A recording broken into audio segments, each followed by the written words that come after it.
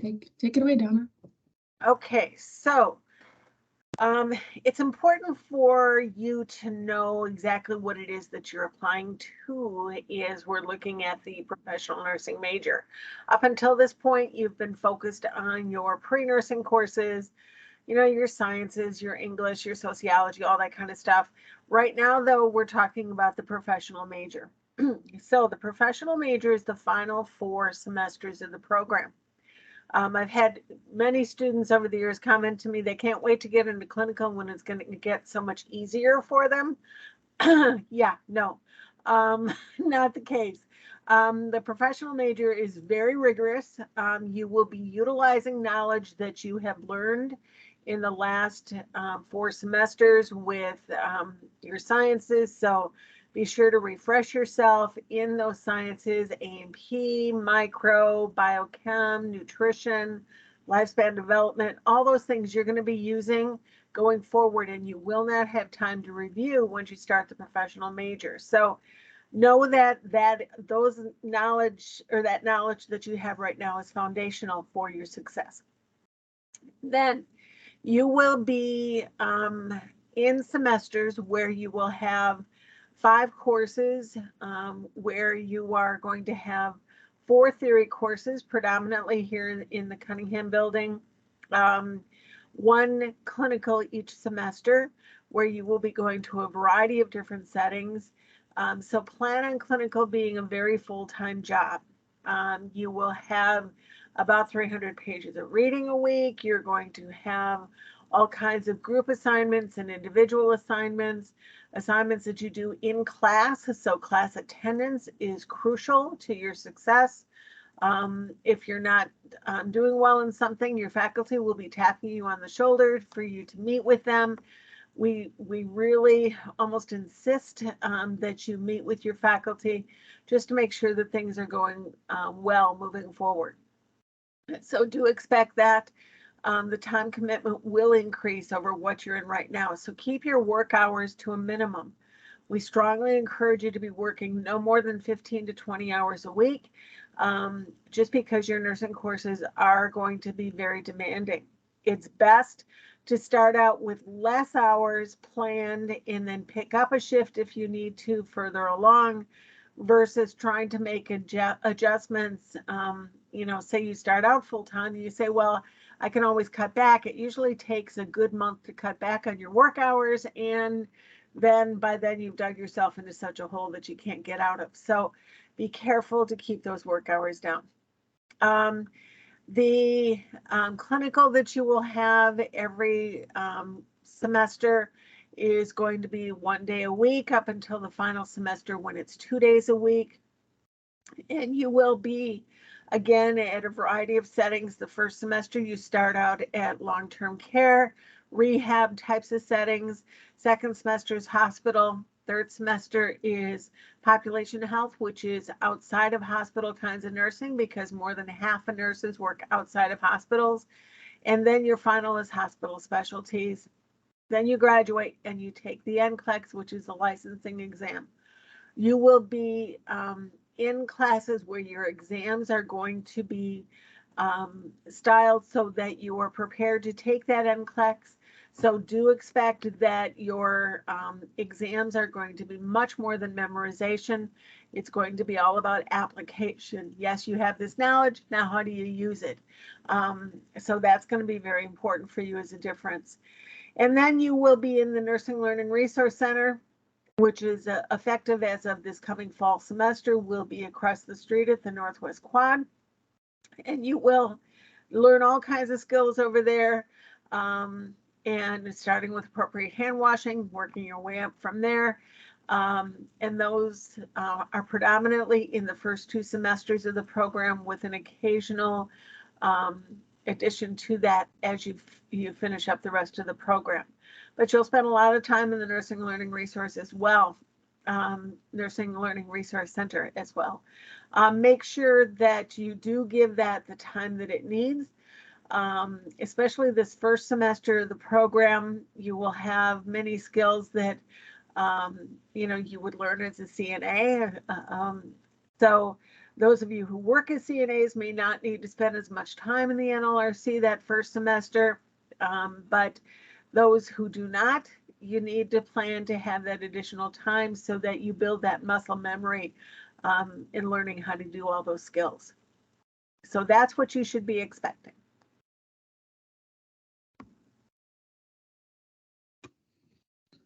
Okay, so what are the minimum requirements for being eligible to apply to the professional major? So this is all stuff that has been on your Getting Started guide. So we're just going to review a little bit. The application in entirety, it's 50% academic review, 50% attributes, and more of a qualitative evaluation. So for the academics, the minimum requirements are at the time of applying to the major, you must have a 2.75 nursing GPA and a minimum of a 2.75 science GPA. For the spring of 2023 application, we calculate those GPAs based on whatever classes you have finished through the end of the summer. So if you are taking spring classes and no summer courses, we're going to do our academic evaluation based on your classes through the end of spring. If you are taking summer classes, we will wait until we get those final grades from the summer semester, and then we will do your academic evaluation. You do not have to have all of your prerequisite coursework completed in order to submit the electronic application at time of submitting your electronic application. However, all prerequisite courses must be completed prior to being able to start any of the professional major coursework. So there's those 14 prerequisite courses on the Getting Started guide. You have to be able to complete all 14 of them successfully with the grade of C or better, with minimum nursing and science GPAs of 2.75 and not exceeding the repeat policy before the start of the professional major term. So that would mean you must complete all 14 prereqs before the end of the winter, before you can start any of the professional coursework in the spring, if admitted. All prerequisite courses must be completed with the grade of C or better. However, as many of you know, a C average is a 2.0 GPA. Therefore, you can't just get a C in all your classes and be eligible for the professional major. Having those minimum nursing and science GPAs of 2.75, if you have a C average that's 2.0, that would make you ineligible. So you definitely want to aim for those higher grades. As you'll see in the rubric too, the higher your grades are, the higher your GPAs are, and more points you earn in the rubric. No more than 2 repeats of required courses and no more than 1 repeat of a single required course. So a repeat constitutes when you have a C- or lower in one of the 14 prerequisite courses. If you repeat a class you had a B- in, but you wanted to take it again to get a better grade for those GPAs, that would not count against you as a repeat. Okay, only when it's a C- or lower in one of those 14 prerequisite classes. If, say, for example, you get a D- in a prerequisite course, you have 1 chance to take that again and get a C or better. If you do not, please talk to your advisor and discuss an appeal. That said, when you do repeat the class, if you get a C or better, we use the better grade in calculating your nursing and science GPAs. We do not average them. We'll go over the GPA, kind of those calculations of GPAs a little bit further right now. So what's included in the nursing and science GPAs?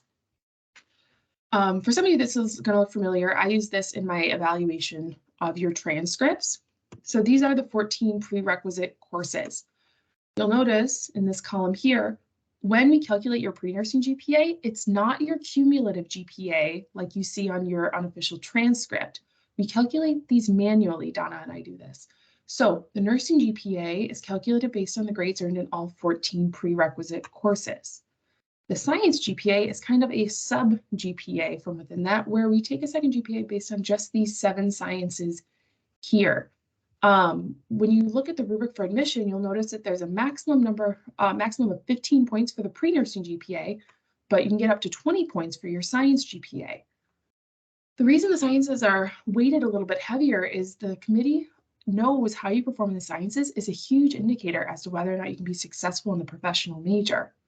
So it's really important to do well in the sciences, not only for the points, but also just because that content is so foundational to your success in the professional major. You also see that these science classes are 4 or 5 credit classes, so they hold a lot of weight on both your nursing and science GPA. As some of you may have experienced in like that, chemistry 101 or the chem 103, those are 5 credit classes. They can really make or break your GPAs very fast. So these are some common classes that if your GPAs are ineligible or not really where you want them to be, these are often the first classes that students decide to take again for a grade improvement for those GPAs, because they can have the greatest opportunity to improve those nursing and science GPAs, because getting a good grade in those sciences will not only improve your science GPA, but also your pre-nursing GPA. Again, also because they're so foundational to the professional major, knowing that content even better is only going to work to your advantage. When admitted to the professional major and you start pathophysiology, pathopharmacology, Dr. Brown isn't going to review the anatomy and physiology of an organ. She's expecting that you know already how it works at, when it's working properly. She's going to talk to you about when things go wrong and how to identify that. So that's kind of what goes into the nursing and science GPAs. And Donna's going to explain how exactly a GPA is calculated.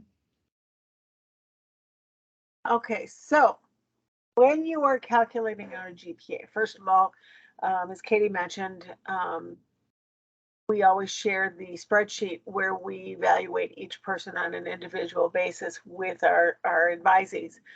But on that spreadsheet, you will see that every course has grades that you have done. So you find the point equivalent for a grade. So the example at the bottom of the slide is, say you have a B+ in micro, which is Biosci 101. That's a 4 credit class. A B+ is equivalent to 3.33 points for 1 credit. Okay, so you multiply that point equivalent by the number of credits in the class. So micro is a 4 credit class. 3.33 times 4 is 13.32. So that's for that one course. So when you put that into the equation of all of your other courses as well, you would add up all of your credits, you add up all of your points, you divide the total number of points by the total number of credits taken, and voila, you have your grade point average. Know that the number for the GPA goes out 3 digits. So it's a 2.750 of what's needed, not a 2.749. It's got to be a 2.750 for you to be eligible. Next slide. Okay, so this is just a brief overview of the timeline that if you are looking to apply to the spring of 2023 professional major, this is kind of the full timeline of events. Now, if you're applying to a later term, it's the same kind of progression of events. However, the times of the year are a little bit different. So at this time, if you're in this meeting, you're in pre-nursing right here. So you're working on your prerequisite courses, your general education requirements, you're volunteering, working, getting leadership experiences. That can take anywhere from 1 to 3 years, possibly more. It varies from student to student. Some students it takes less because you have come in with transfer credits, AP credits, all kinds of things like that. Some students it takes a little bit longer because you might be going to school part-time, working, have a family, there's all kinds of things that can determine the length of what pre-nursing is. Also, admission is competitive and it's not guaranteed. So sometimes students have to apply more than once or twice. So for the spring, the application opens in April. Application opened today, and we'll show you what that looks like soon. The application closes at 5 p.m. on July 24th. Following the closing of the application, this is when Donna and I will be doing your academic evaluations. If we see on your application that you stated that you're taking summer classes, we'll set your application aside and we'll complete your application or your academic evaluation after we get those final grades.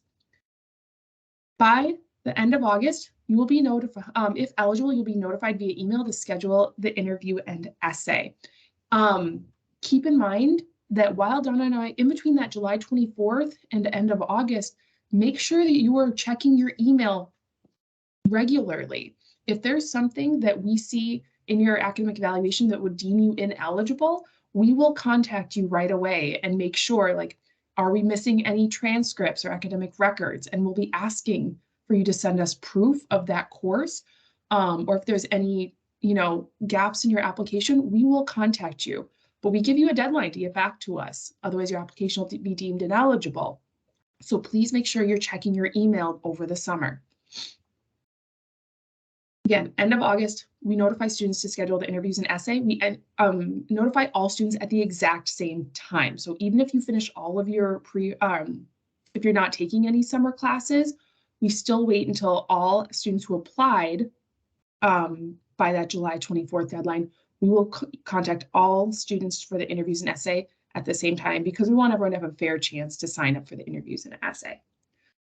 So end of August, that sign up goes out. The interviews and essay will take place in early September. We'll share those dates in just a moment. And decisions are sent out via email in mid to late October. When those decisions go out, we'll let you know if you are admitted, waitlisted, or denied. Students who are admitted or waitlisted attend what we then call the I'm in, now what meeting, because that is the question that everybody's asking. In that meeting in early November, we go over everything you need to do to be compliant in order to go to start clinical in the spring semester. We have an orientation for you all in January, at the end of January, right before the semester begins, and that's where you get to meet your clinical cohort. All pre-nursing coursework must be completed before the start of the spring semester. So any of those remaining prerequisite courses that you may have still had to complete in the fall or even the winter, you must still complete those with the grade of C or better in their intended semester before you could start the professional major. If you did not complete a course, if you failed a course, if your GPAs fall below the 2.75 minimum requirement, you would lose your place in the professional major and it would go to the next person on the wait list and you would have to reapply, okay? Only if you have met all prerequisite courses and met them within the academic policies would you start the professional major course sequence. The professional major at a minimum is 2 years. So the first 2 semesters, they're 16 credits each. The second year, the third and fourth semester of the program, they're 15 credits each. There are part-time options. If you need to discuss that with your advisor, you can talk to either Donna or I.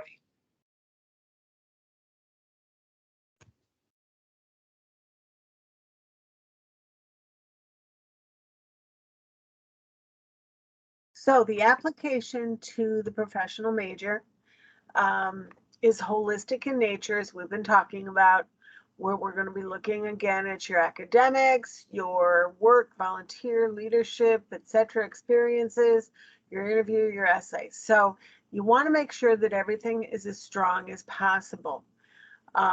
So the first step, you go to the link that is showing here using Firefox. Make sure to use your UWM email address. That's really, really important. That is going to just be crucial for communication purposes. On the website, we have guidelines that you can use to help you in writing out the answers to the questions that you need to address on the application. So be sure to look at those guidelines. That'll be important for you. But it's due by July 24th at 5.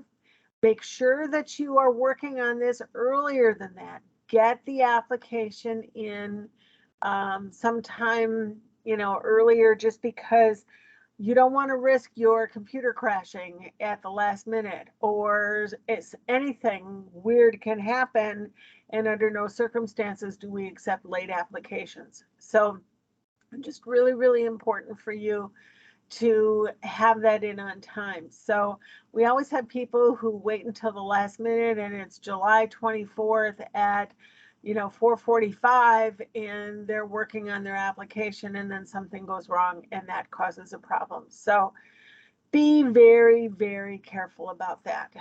Get things in early versus causing yourself a crisis and not being eligible to apply. That's really important. But you will address your experiences in the application at this stage. So that's where you're going to be talking about your work, your volunteer, your leadership, your life experiences, all that kind of stuff goes in there. So make sure that you put everything in that you feel would be pertinent to the application. I always say to my students, if there's something about you that you say, if they knew this about me, they'd want me in their program, make sure that it shows up in that application somewhere. This is what the actual application looks like. You can see that, the top part is all demographic stuff. Make sure that that's all accurate. Know that you can only be writing in here once. Okay, and submit it. You can't start it and then come back to it later. Everything that you put in will disappear unless you actually submit. So make sure to write out all of your answers to the questions in a Word document and then upload into this, because in a Word document, you'll have word counters because you're limited to 400 words. You'll be able to tweak and change and do all of that kind of stuff.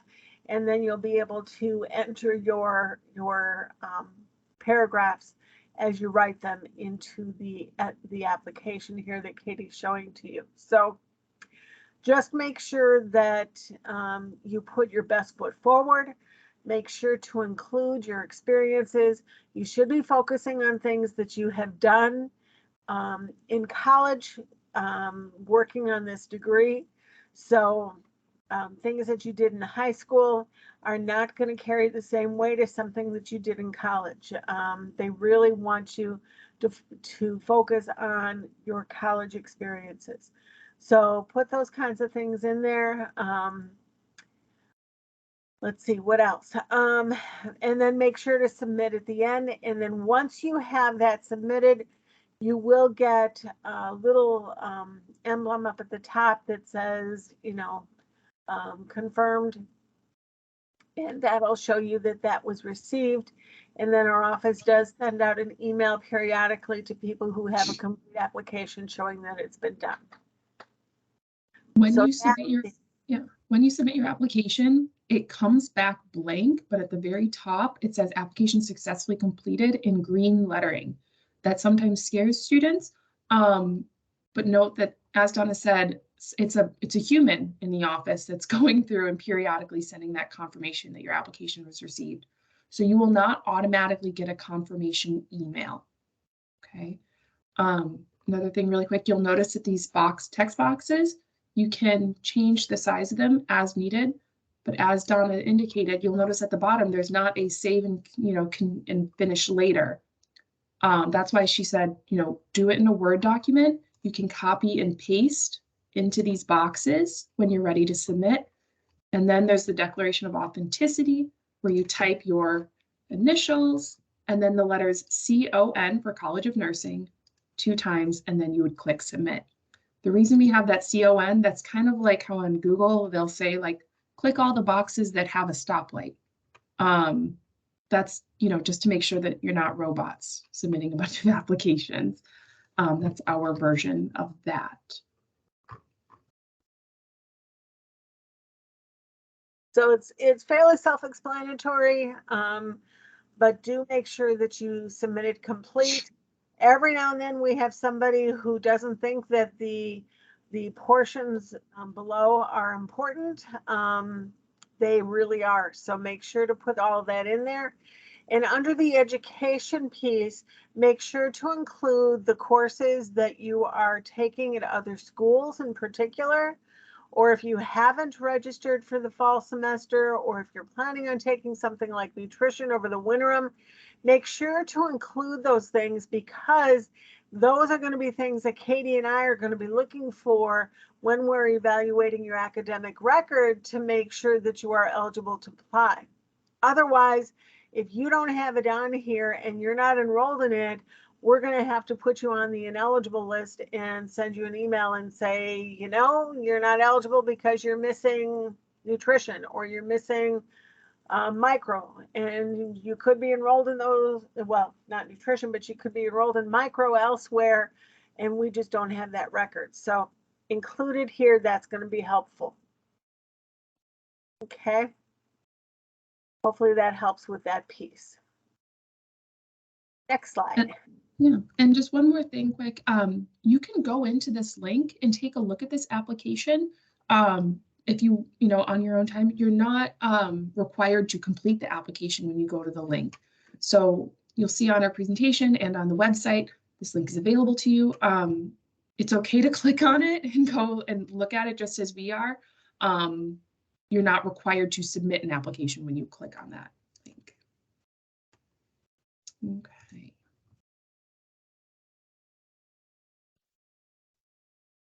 So then the rubric, this is the points that show, or how the points are delegated for the application. Your application is going to start out at, well, 0 points, but it's maximum of 100 that you can earn. And in the numerous semesters that we have been using this rubric, we have yet to see anybody who got all 100 points. So just know that it's going to be in a range. You want to get as many points as you can, but we have not yet seen a perfect application. So don't worry about that. Just make sure it's as strong as possible. So the quantitative is worth 50%, so it's worth maximum 50 points, and that's your academic piece.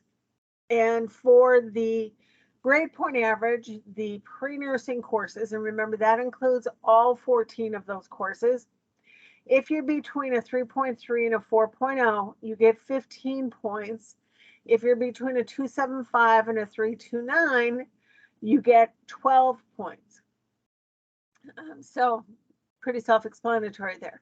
The grade point average for the sciences, again, remember those are the 7 sciences that we're looking at. If your GPA is between a 3.51 and a 4.0, you get 20 points. If it's a 3.31 to a 3.5, you get 17. Proficient means a 3.0 to a 3.33 at 14 points.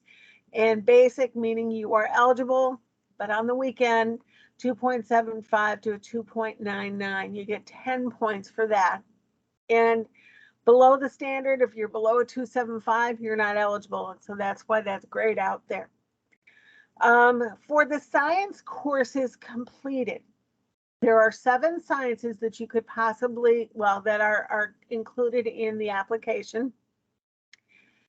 If the most you can get in this category is 5 points, you get points for the number of sciences that you have completed. So we assume that in the fall semester, you're going to be having 2 more sciences left to complete. Predominantly that's biochem and micro, but not necessarily. Okay. So those, you can have up to 5. And so if you have 5 sciences done with a minimum grade of a C, then you would get 5 points in that category. If you were repeating something in the fall semester, then you wouldn't have a point for that course because it's not satisfactorily completed. So you would get up to 5. So if you are planning on taking courses in fall and winterim, say you're taking nutrition in the winterim, that would count as something that you don't have done. So if you want to help improve your score, take, you know, sciences over the summer. That would help you. Genetics is available over the summer. Nutrition's available over the summer. Anatomy, physiology 1 and 2. Although we're working with the biology department to try to add some more seats to A&P 2. But you can help increase the points by doing that. So maximum 5 points in that category. Then, as we have stated earlier, you are limited on the number of repeats, but the number of repeats that you have can decrease the strength of your application. So if you have no required courses repeated, and again for a C or higher, that would give you 10 points in that category. If you have one course that you needed to repeat, you lose 2 points, so that puts you at 8 points there. If you have 2 required course repeats, that puts you at 5. And again, remember, you are limited to 2 repeats. So that all adds up to 50 points. So that's half of the points of your application. Then the other half goes to the qualitative end. And that, as you can see, has different categories of the work, life work, volunteer, and leadership experiences. When faculty are evaluating those, an exceptional application is going to have 15. Somebody who's average is going to have 10, and somebody who's weaker in this category is going to have 5. So it's either 15, 10, or 5 points for that category. And they're looking for the attributes that you see on the left-hand side: the accountability, responsibility, leadership, experiences working with diverse individuals and groups. So be thinking about, how you can strengthen that area of your application as well. They're looking for longevity versus number of hours or number of experiences that you've had. So you're better off volunteering or working for the same organization for a longer period of time versus volunteering at this place and then this place and then this place. So that's going to help you with that. Then we have the social geographic factors. And if you have 3 of those, you get 5 points. 3 or more. If you have 2 or more, you get 4 points. And less than 2, you don't get any points.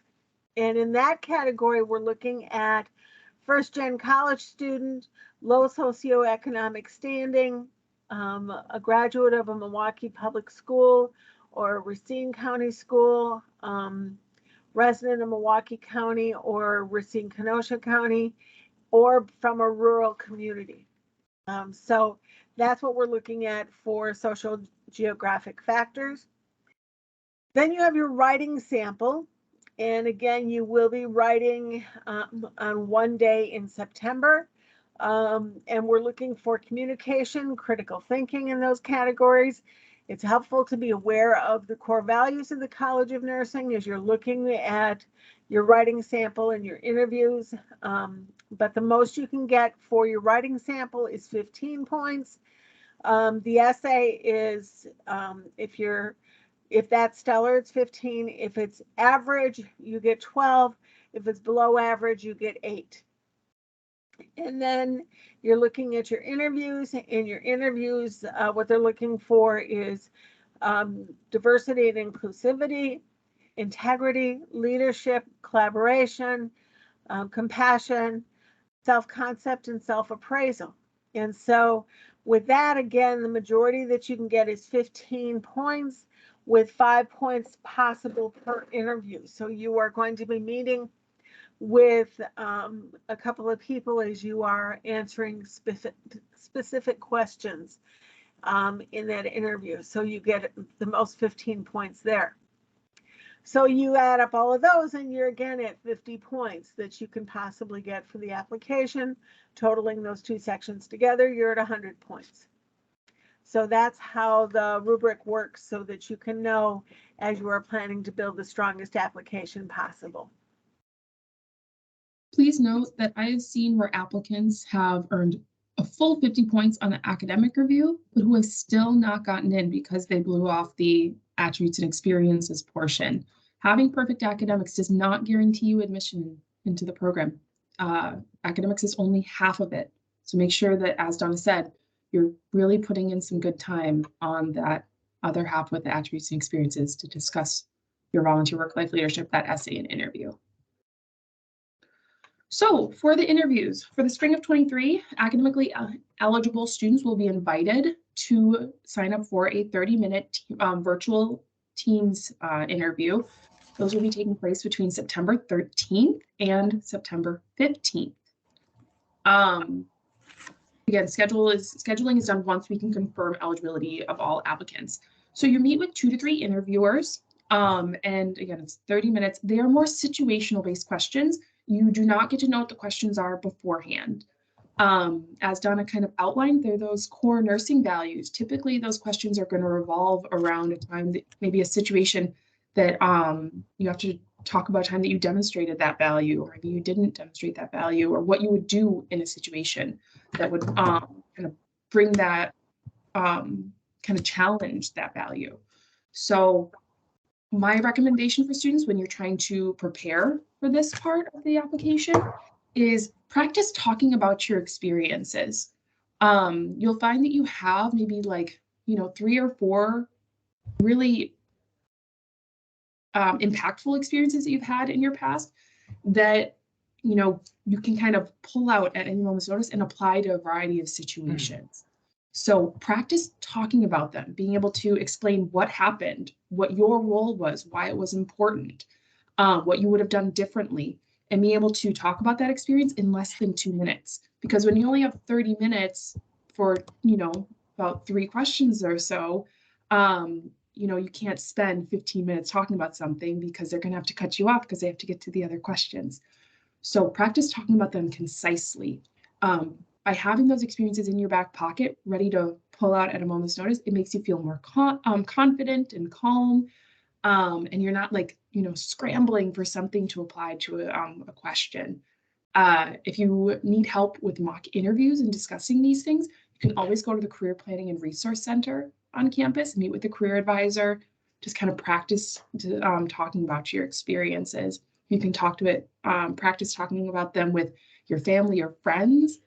For virtual interviews, I've heard of students recording themselves on their computer or on their phone and then watching themselves back and being like, wow, I said a lot, or I used my hands a lot, or wow, I sounded really nervous. Maybe I need to slow down a little bit. All of those things can be very helpful. Also, you're going to be the only applicant in your interview. You're not with several others, it's just you. For the essay, again, you don't get to know the essay prompt beforehand. Everybody goes in, so the application or the essay for the spring 23 application is going to take place on Saturday, September 10th at 10 a.m. in Cunningham Hall. So students show up early, you guys check in, and you get sent to a classroom. You bring your laptop with you, and you are given a link. You go to that link and you complete a waiver. You cannot talk about the essay prompt that you're given. So you sign that agreement form. Everybody is then given the prompt. You have about 10 minutes to write down an outline and any notes about what you want to include. Then you have 45 minutes to complete the prompt. We say about 500 words, but there isn't a limit. A recommendation for the writing sample, they definitely appreciate good paragraph form, just good essay form, rather than just having a massive chunk of text. Things that can kind of help students with the essay is just pulling out the knowledge that you've learned from your Nursing 101, Nursing 102, 203, or 251 courses. The content discussed in those classes is very foundational to, your success as a future professional nursing major student. And they can help you make a more robust application. We also recommend definitely using that time in the beginning when you have those 10 minutes to create an outline. Really use that time to think through, how do I want to structure this essay and get my responses out. Again, on the rubric, they say communication and critical thinking is key. So good essay structure. And then again, that critical thinking of not just simply asking or answering the question surface level, but diving a little bit deeper, looking at it from several different perspectives, looking at what the implications are and what it means to a variety of populations, or, not just looking at the simple answer, because these questions, there isn't a simple answer. They're looking for they kind of want you to tear it apart a little bit and look at it as a nurse. So, because as a nurse, you'll find that situations are not black and white, they're not simple. So that's kind of what they're getting at. After that 45 minutes, you guys click submit and you leave. And that's it. At that point is the hardest part, because then you just have to wait. At that time, your entire application is being reviewed. So you've submitted your online application, which has your general student data and your volunteer work life and leadership experiences. Your academics have been reviewed. Then you did your interviews and essay. And at that point, that's when all those last little pieces are evaluated by the committee. So, Donna, I'm just going to kind of roll into this piece since I'm going, but applications are notified of their admission decision in, I'd say, end of October. So for the spring, we admit 112 students. We typically have 20 students on the wait list, and then the remainder are denied. Those admission decisions are sent out via email. With that email, we also include a packet of information for students who are admitted or waitlisted of things that you need to be compliant with in order to start clinical in the spring semester. In comparison, if you're a student who's applying for the fall semester, we admit 72 students to the main campus, 32 students at Waukesha, 40 students at Waukesha and 40 students at Parkside, with about 20 students on the wait lists for UWM. Anything to add, Donna? Nope, you covered it. Okay, so as we've kind of alluded to several times through this, there will be people put on the waiting list. There will be people who will be admitted, and depending on number of applicants we have, there will be people who will be denied. The number of applicants varies every semester. We have no way of knowing how many people are actually going to apply until we're at the application deadline. So we accept 112 for the spring semester. Number of applicants will vary. This current spring semester, we had less applicants than we had spaces. So you just don't know. It'll be interesting to see how it all shakes out. So it's important for you that you meet with us one way or the other. Now, if you are not admitted or placed on the waiting list, we recommend that you meet with your advisor individually to talk about, so where are you on the waiting list? What does it mean moving forward? What can you do to prepare a stronger application? What was the issue in your application or issues that prevented you from getting in? All that kind of stuff. So those are individual conversations that Katie and I are happy to have with you to help you in making decisions as you're moving forward. Anyone who is admitted or on the waiting list needs to attend the I'm in Now What meeting to get the information on all of the other things that you need to do in preparation to starting the major. So either way, you're going to have meetings, either individual or group meetings that you'll need to do. We also give the opportunity to order your uniform at the I'm in Now What meeting. So those are big benefits for coming versus having to go all the way out to the store to order your uniform. Okay, dates will be notified to you as soon as we know what they are when we send out the acceptance packets. So items to expect with your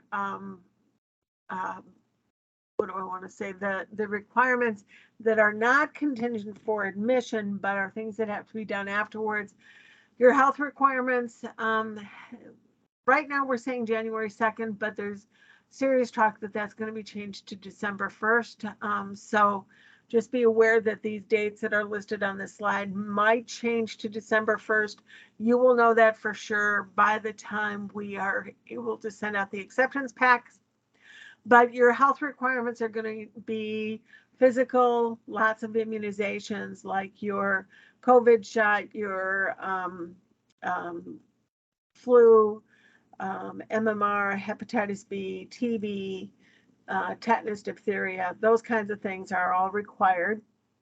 You will do a background check that will be required, and that's done typically in November.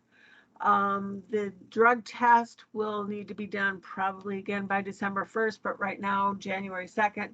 And CPR needs to be at the health professional level with done by the American Heart Association. Make sure it's at the right level because the American Heart Association has lots of different CPR classes. This is not something you should do too early. We recommend waiting until the end of December to do that, actually, just because it needs to be current through all 4 semesters of the program.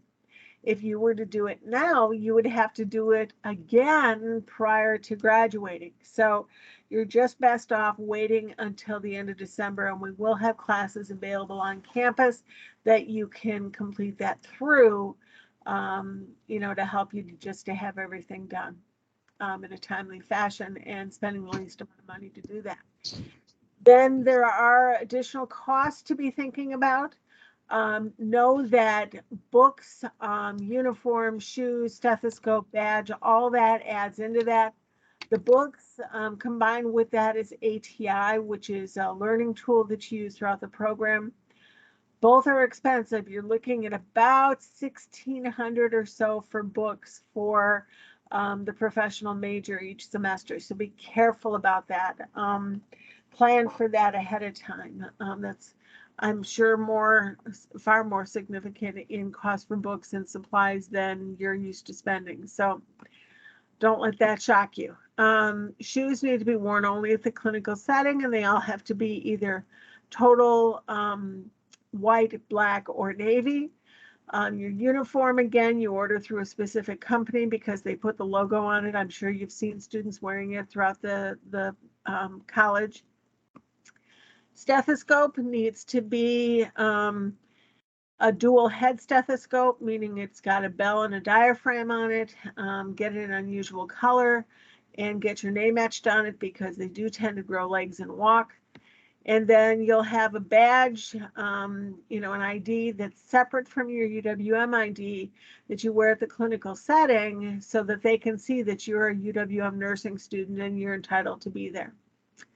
And then differential tuition is additional tuition that you pay, an additional $31 a credit throughout the entire program. So it comes down to about $500 a semester. And that is spent for benefits of you as a student. So there's a student committee that determines how that money is spent, and I encourage you to join your Black and Gold committee. That's the whole purpose of the Black and Gold committee, to determine how that money is spent. And they put it towards the Nursing Learning Resource Center, towards books for you to help alleviate some of the cost of ATI, helps with some of the funding for the Academic Enrichment Center, those kinds of things. So make sure to join the committee if you want to have a say on how that is spent. And then in your 3rd semester of the program, we do have an online course. It is your informatics course, so know that that course is also online, and there's the additional online course fees I'm sure you're used to paying. So those are things that you just want to have a heads up about. Next slide. So if you have questions, Katie and I are your go-to. We want to help you with this. You see Katie's email, my email, and then you can make an appointment to see us at any time to discuss your particular situation and to see where you stand. We are very, very happy to assist you with all of these things. We want to make sure that you build the strongest application possible to the major so that you're able to start in the spring and progress and be successful in your nursing career. So good luck to you. I hope it goes well. Are there any questions? People have been entering questions in the